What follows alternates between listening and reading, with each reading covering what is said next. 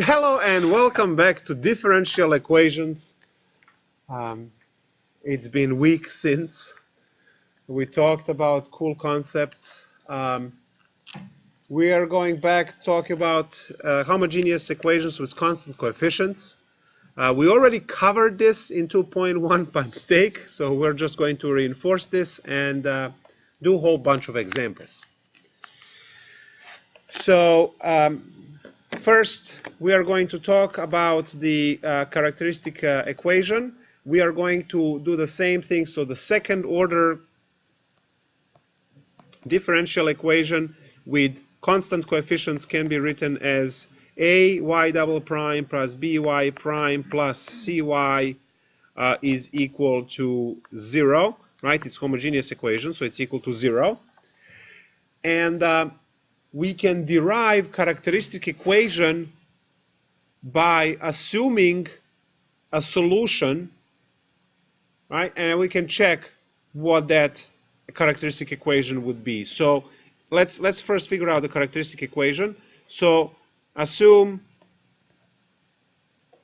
that y is equal to some kind of e to the rt. And because of that, we have that y prime is re to the rt, and y double prime is r squared e to the rt. So now when you have these guys, you plug them in, you get a times r squared e to the rt plus b times r e to the rt plus ce to the rt is equal to 0. We can pull out e to the rt as a common factor, which leaves us with a r squared plus br plus c equal to 0. And I know that the first one can never equal to 0 because it doesn't, the exponential function does not cut through x-axis to create a root at any point. So this is the standard right graph for e to the rt. It doesn't cross x-axis anywhere. So that one cannot equal to 0, which means that the second one must equal to 0, which is a r squared plus br plus c equals to 0. So this creature here is called characteristic equation.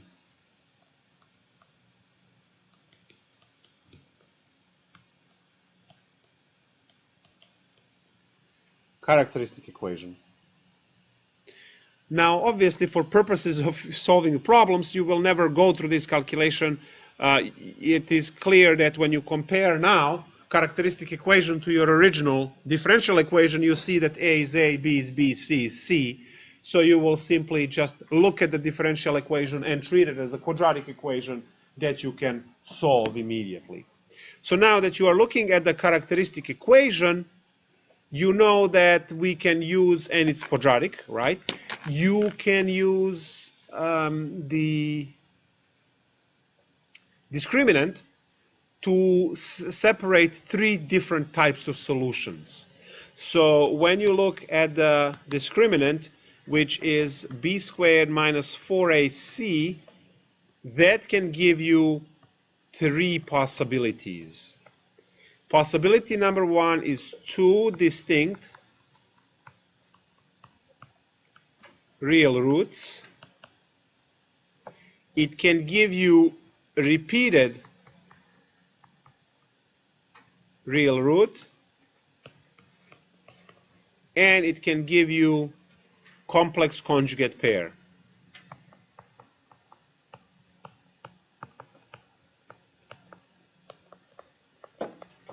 So this is what we have as possibilities. And as I mentioned earlier, each one of these will have its own type of the solution that we are going to write.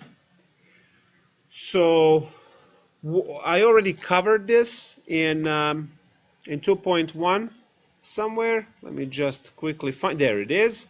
So this particular box, not sure if I can, let me see.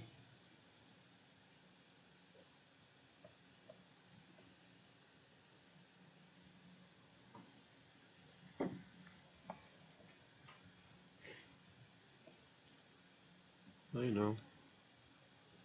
Hold on.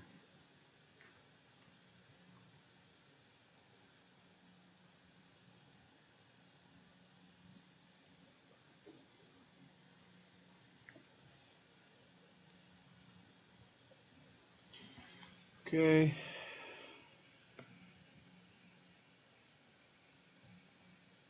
Yeah, I'm just trying it again. I'm trying to copy it, but my pen keeps disconnecting and it gets to be annoying. But looking at the different solutions, I'll write this again. If you get two solutions that are distinct different real roots, you have the linear combination with those e's as before. If you have a repeated one, you have to put in, because the solutions will be dependent, you make the independent solution by multiplying by x, and then over here you have the complex solution, which will be this form here. So let's write these. Now, obviously, just memorize these and you plug values in. That's all it is. You'll see how easy these problems are. That's why I have this. Unless you get stuck on your integration by parts or partial fraction decomposition. I know it's all your favorite, right?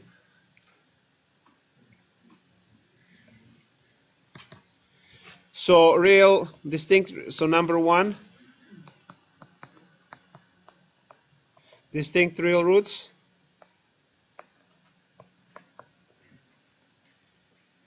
Solution.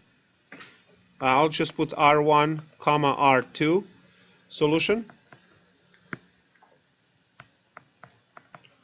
will look like this. Y of t is equal to C1 e to the R1t plus C2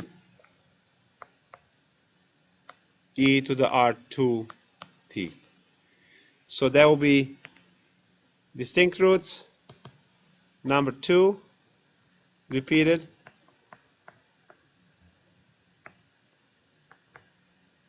Real root. So you only have R1, which is, how about R1 equal R2 equals just R? So it's just a repeated root. So the solution looks like y of t is equal to, did I put the stream on? Yep. Okay, good. Y of t is equal to C1 e to the R1 t plus C2x e to the R1, sorry, just R, not R1 or 2. Just R is good enough because it's just one number. I'll get rid of the 1. And number 3, complex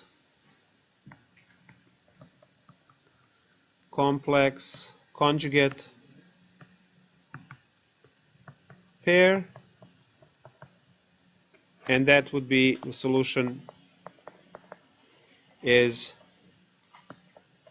y of t is equal to, and then we have e to the, which one did I use? RT.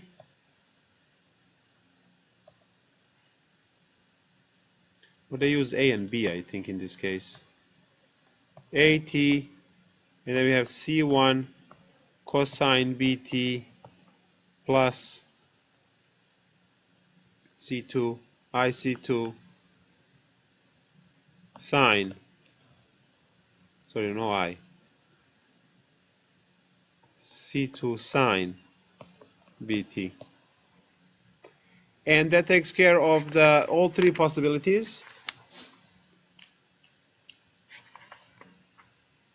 Now, all of this can be extended to the third degree, fourth degree, because your characteristic equations will always match the differential equation. Now, we know that factoring of these can be really tricky for the third and fourth and so on power, higher than that.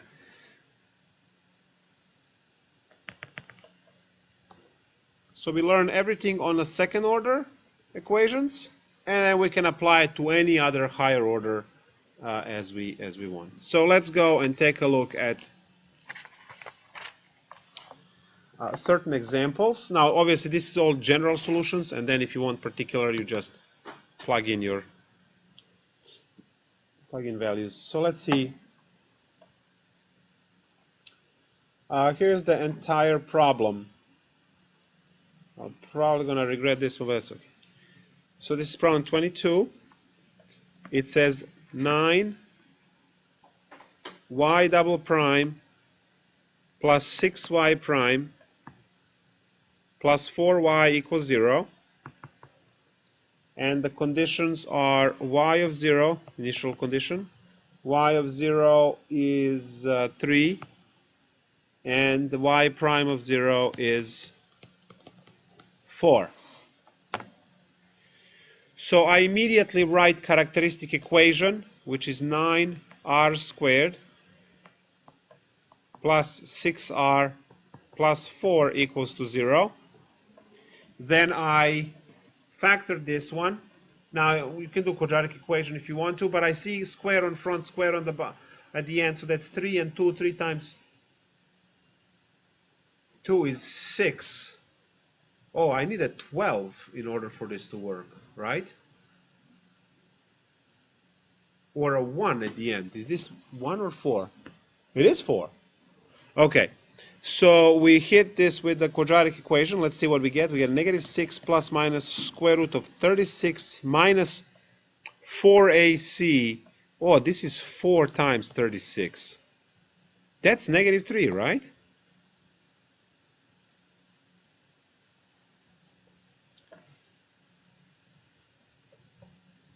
Negative 108. If I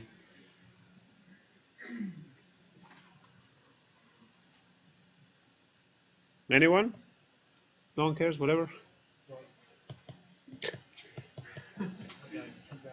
You guys are opening notebooks now? Okay, good. I was asking if this is good, negative 108. You factor out 36. When you factor out 36, what you get is 1 minus 4. 1 minus 4 is negative 3. Negative 3 times 36 is negative 108. All right? Now 36, that's 36 times 3, that's 6 root 3. So I can factor out 6. So I have negative 6. See here. Negative 6 plus minus 6i, and there is a root 3 floating around, divided by 18. So that's negative 1/3 plus minus root 3 over 3i. Are we all agreed on this?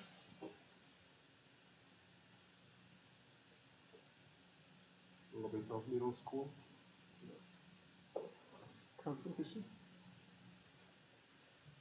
So we all agreed on this? What happened?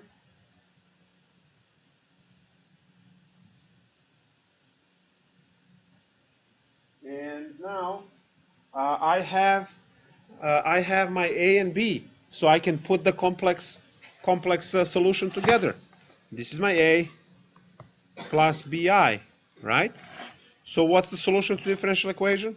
It's y of t, or whatever the variable was, is e to the negative 1/3 t times c1 cosine of root 3 over 3 t plus c2 sine root 3 over 3 t, and that's it.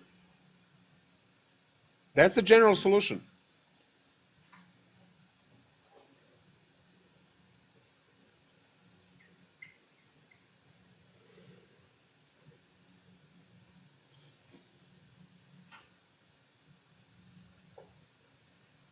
And now we use the initial conditions. This is why I say we're probably going to cry. I think they probably mistyped this.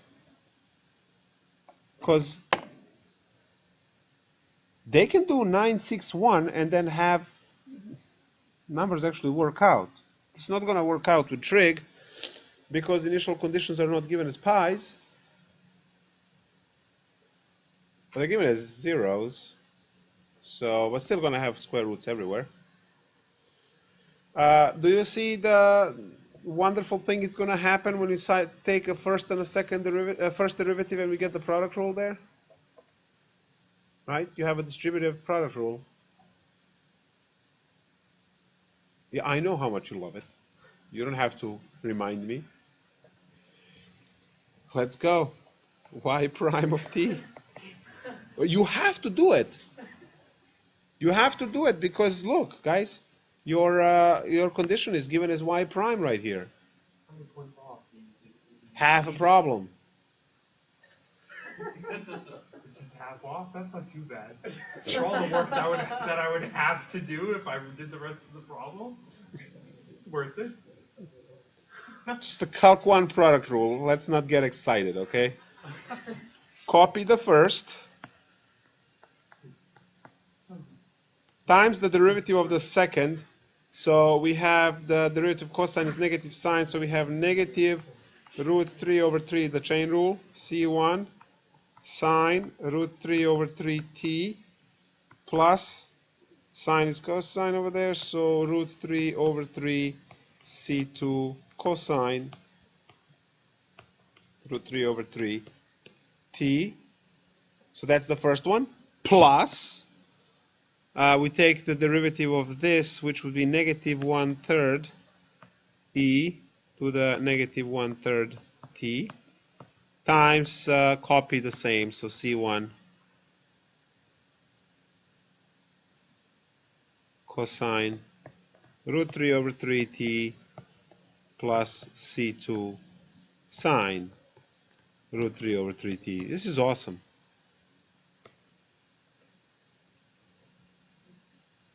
It's beautiful.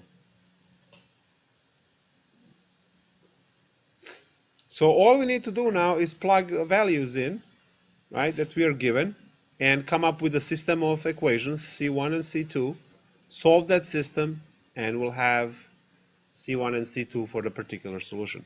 So as I said, guys, this is already a solution, but it's a general solution.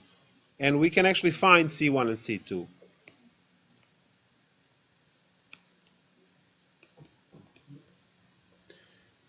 All right, so now for our conditions, we had the condition that the y of 0 was 3, right? So from this one, right, saying that y of 0 is 3, we get that 3 is equal to, now when t is 0, e to the 0 is 1, so we have c1 times cosine of 0, cosine of 0 is 1, so we have c1 that survives, and then c2 dies. Whoa! We got that c1 is 3 without actually doing any work.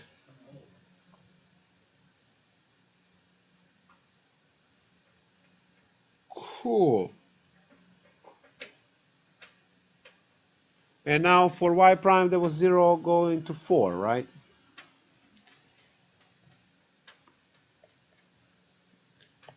For y prime at 0 is 4. We have plug in 0, so 4 is equal to, plug in 0 for this one, it goes away. I have that c1 is 3, so it's just going to be negative root 3 sine. Oh no, that dies because t is 0, so the whole term dead. And over here I have root 3, so that's going to be 1 over there, so root 3 over 3c. This whole thing is 1, so minus 1/3. This thing survives now, which is c1. c1 survives.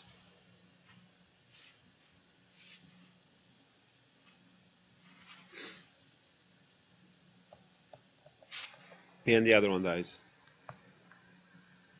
Awesome. But we know that C1 is 3, so we can quickly figure out the rest.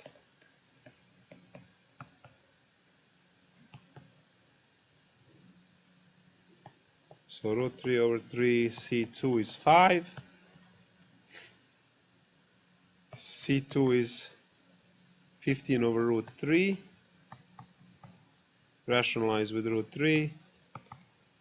15 root 3 over 3. And then these guys cancel. So 5 root 3.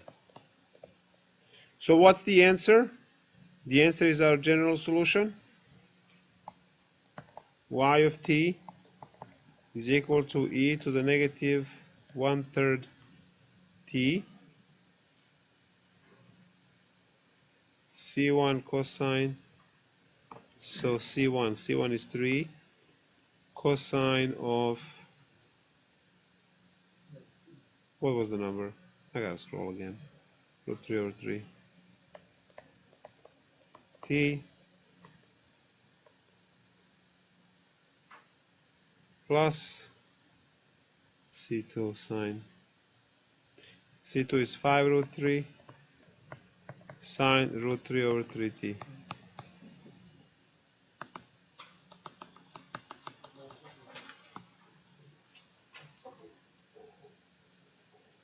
Particular solution.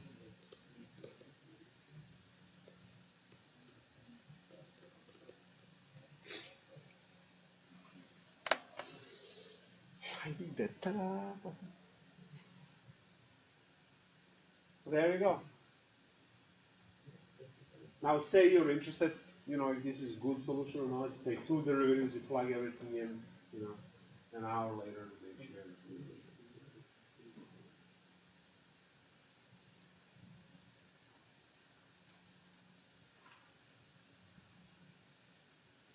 So that was a problem. That was problem 22 in a textbook. Do another one.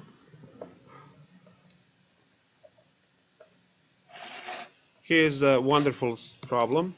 Maybe you guys should try this one on your own for some time and then we'll do it together. So it's problem 32. Probably will regret this. Y to the fourth derivative plus y to the third derivative minus 3 y double prime minus 5y prime minus 2y equals to 0. So you start with characteristic equation, then figuring out r's, all of the good stuff.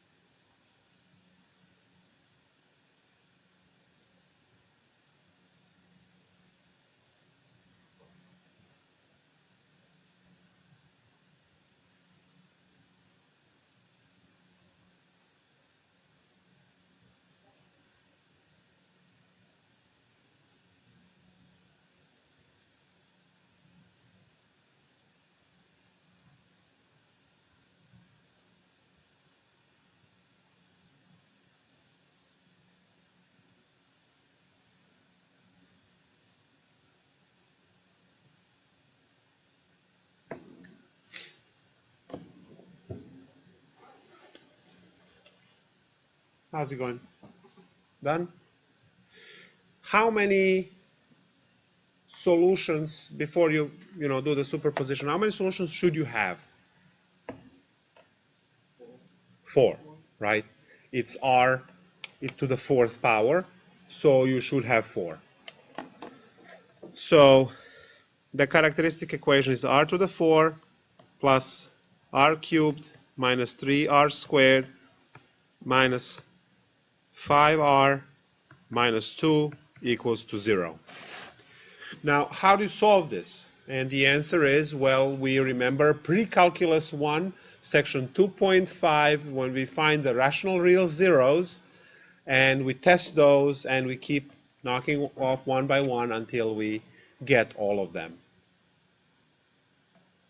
No takers? All right, let me help you with that. So it's going to be the factors of the constant term divided by the factors of the leading coefficient.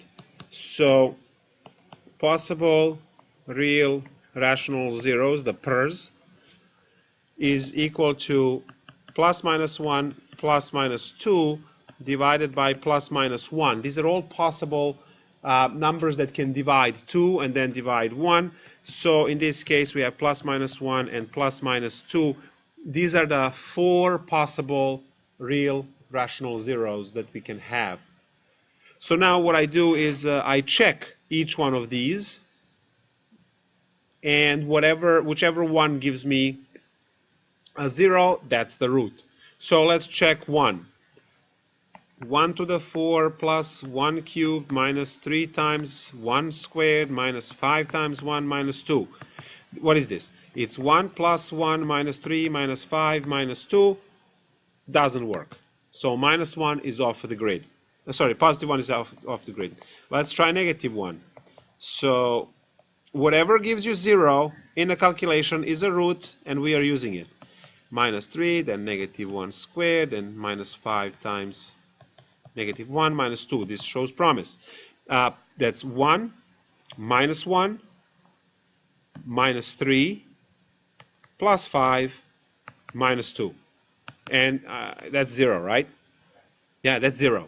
So r equals, so because of this one, r equals negative 1 is cool. I'll check it off with a green. All right, so now, because you found the root, you use synthetic division, right, to reduce it down to the third, and then rinse and repeat. So now you have negative 1, which is a root, and you have your 1 for your coefficients, sorry, 1, 1, negative 3, negative 5, negative 2. Drop down 1, that's a negative 1, gives us 0. And then 0 times this is 0, gives us negative 3. Negative 3 gives us positive 3. When you add, you get negative 2. Get positive 2, get 0. Awesome. So now you have r to the 4 plus 0 r cubed, no, r to the 3 squared minus 3r minus 2 equal to 0. Awesome. You still keep the same list, right? It's still the same list. Now, since you eliminated positive 1, it did not work in the 4th degree. It can't work in the 3rd degree. But negative 1 could work again. So you start checking where you left off. You start checking always with the number that just worked, because you could have 2 negative 1s or 4 negative 1s. Why not? So we check again for negative 1. So negative 1 cubed, that this term dies. Negative 3 times negative 1, and then negative 2. That's negative 1 plus 3. See? See? It's 0, right? So that means one more negative 1. So that's the second. That's the repeated root. Great. Synthetic division with negative 1 again to see where we are. 1, 0, -3, -2. Drop down 1, that's going to be -1, so -1, it's going to be 1, it's -2, +2, and 0. Awesome. So you are down now to r squared minus r minus 2 equal to 0. Now you should be able to just factor this one, right, in most cases. Can we factor this one? Is this r minus 2 r plus 1? Is this working? Is this working? R squared and then 2 -1 yes, okay, cool. So we have r equals to 2 and again -1, so we actually have 3 -1 solutions. Wow. So here are all roots listed. It's r equals -1 with multiplicity 3 and r equals to 2 with multiplicity 1. So these are all of the roots. So let's write the solution to differential equation. We start from, let's use the r equals 2 first because that one is cheap.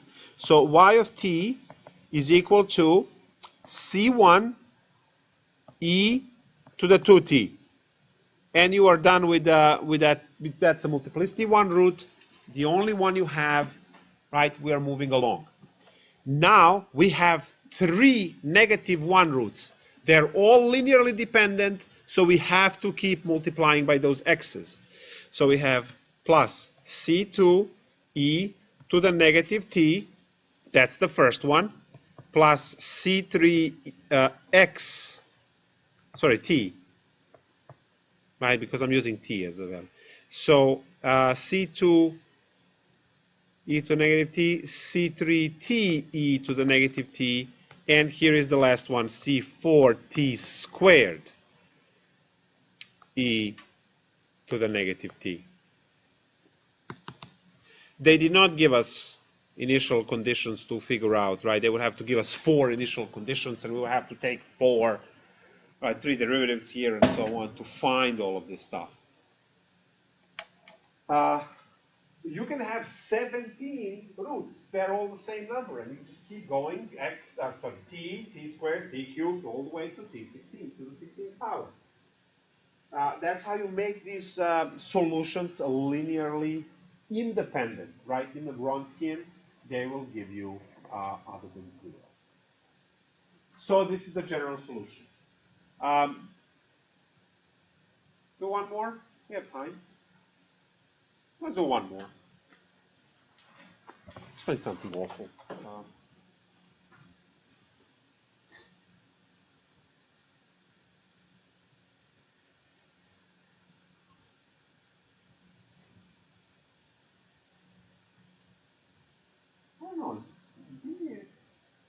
How about you pick?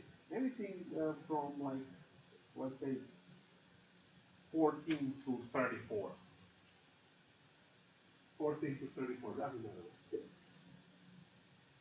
14 to 34. 17? That what you said? 17. Hey, I was looking at that one. Because it looked weird. Nice.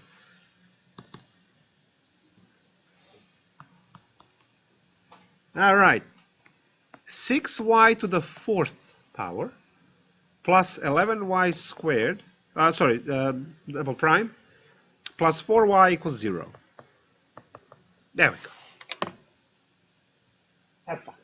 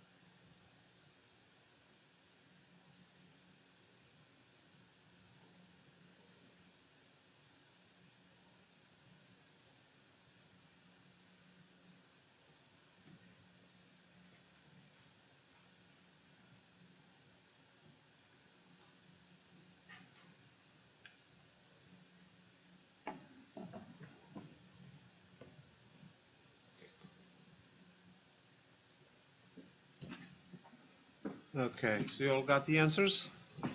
Nice. They all got the answers, yes.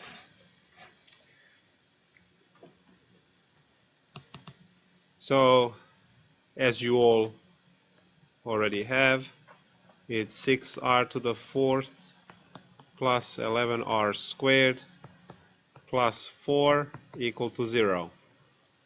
Characteristic equation. Now what we can do is we can go and say u equals r squared. So this becomes 6r squared plus 11, sorry, u squared plus 11u plus 4 equal to 0. And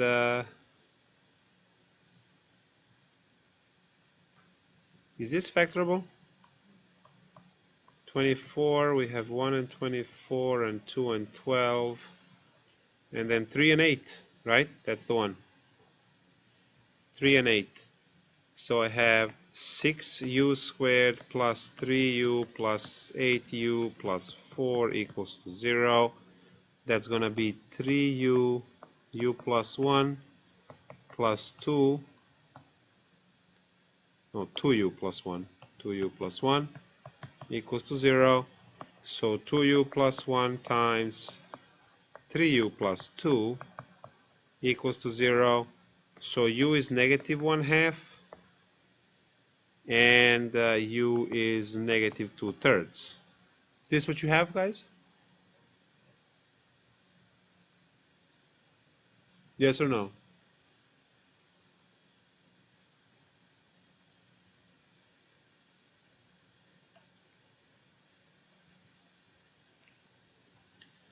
And now we have that r squared is equal to negative 1/2 and r squared is equal to negative 2/3. So when we take square roots, I get that r is equal to plus minus square root of 1/2 I, or maybe I square root, that will be better. And r equals to plus minus I square root of 2/3.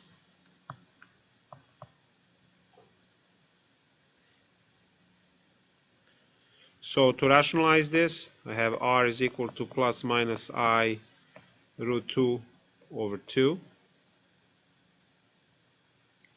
And on the other side, r is equal to plus minus I need root 6 over 3.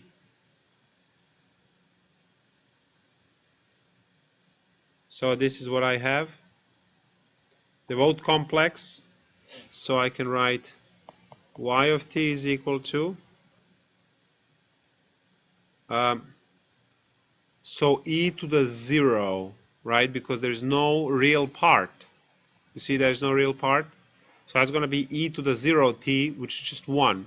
So all I have is a complex with a trig part, c1 cosine root 2 over 2t plus c2 sine root 2 over 2t plus c3. Second one again does not have any real part, so we don't have the e part.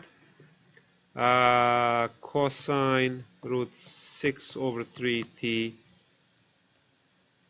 Come on, t. There we go. Plus c4 sine root 6 over 3t. And that is the general solution. That was a very good choice. Very good choice. Like you knew.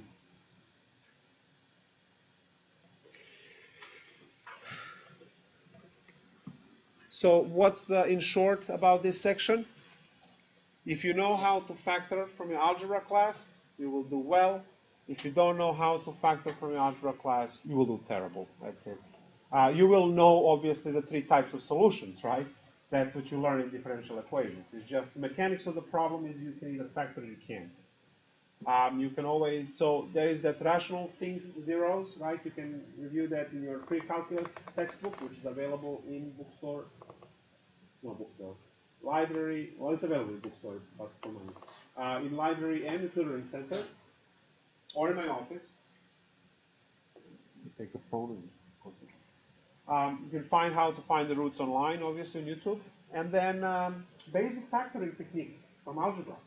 This is intermediate algebra. This problem is actually intermediate algebra problem. You had to, do all of these cute factoring techniques, and then at the end you just write this out. So writing out the solution, you see there's no integration, and for the most part in this class there is no integration and heavy calculus things. You just kind of remember these procedures, and you take the derivatives all the time. So, till chapter 4, there will be 5, 6. All right, troops. I'll see you later.